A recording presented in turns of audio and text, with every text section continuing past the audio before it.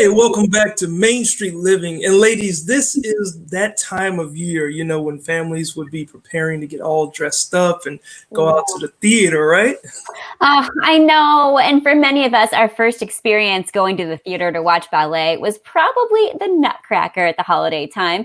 And joining us today to talk about the tradition of the Nutcracker and its impact on kids is Terane Comito, Director of Education and Outreach for the Nevada Ballet Theatre. Welcome to Main Street Living.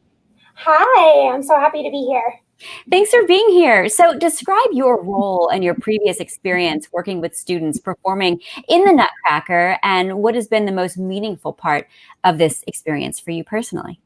So I've been lucky enough to work for Nevada Ballet Theatre for 20 years now. I know that sounds crazy, but during that time, I've had many different roles working with the students, from being backstage and kind of being their handler to helping with rehearsals, the audition process, getting the students ready for the stage. And my personal favorite, I help oversee our school matinee series, which buses in thousands of Clark County School District students every year to see the Nutcracker at the Smith Center, which is a highlight of my year.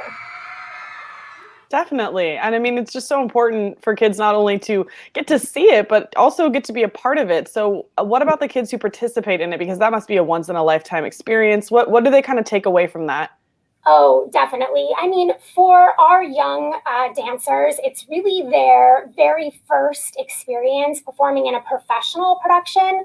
Students have, the opportunity to do school shows, but this is the first time really being in a professional show, working with professional dancers, our artistic director, our ballet mistress, professional costumes and scenery and sets.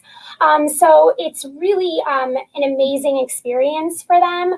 And when they leave, they sort of take away what it feels like to be a real professional dancer, the discipline that it takes to be able to perform 2, sometimes 3 shows in a day. It's really an incredible experience for them educationally, as well as a part of their ballet training. Oh, yeah. I mean, that would leave a lasting impact there. And I know it's huge for the community as well. What do they take away from it? So, like I was talking about with our school matinee series, we bus in, several thousand students to see it every year. And most of these students would never have the opportunity to see the Nutcracker or even be in the Smith Center. So for them, it's an incredible, life-changing experience. The students talk about it all year long. They look forward to it every year. The whole community really gets around it. The students that are performing in it, as well as the students that get to come see the production.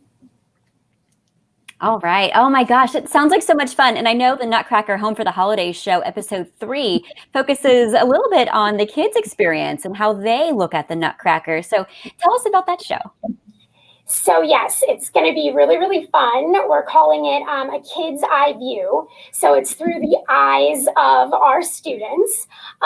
You're actually going to see a couple interviews from some of our students that have been in it more than once. So they've had the opportunity to be in it several times.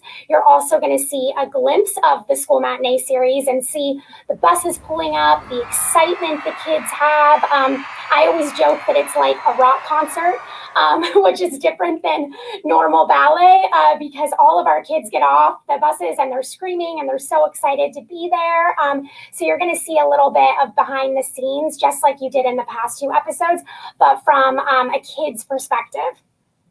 And so I know with this year, everything being so different because of the pandemic, why do you think it's still important to keep the tradition alive? Gosh, I think for our students, this is really something that they look forward to every year. And I would hate, as their instructor, for that to not happen this year. So I think being able to keep that alive, we play the Nutcracker music in classes still, and getting this experience to be a part of this, I think, is amazing for them. Definitely. And where can people find out more information if they want to take a look at this whole experience? So on our website, nevadaballet.org, you can find out all the information there. All right, good All right, stuff. there it is, right down there. Thank you so much for joining us today, Terane. We really appreciate it. We can't wait to see episode 3. Yes. And you can also go online again, Nevada Ballet, to see the episodes and schedule. Make sure you check your Cox local programming as well. Thank you. Thank you.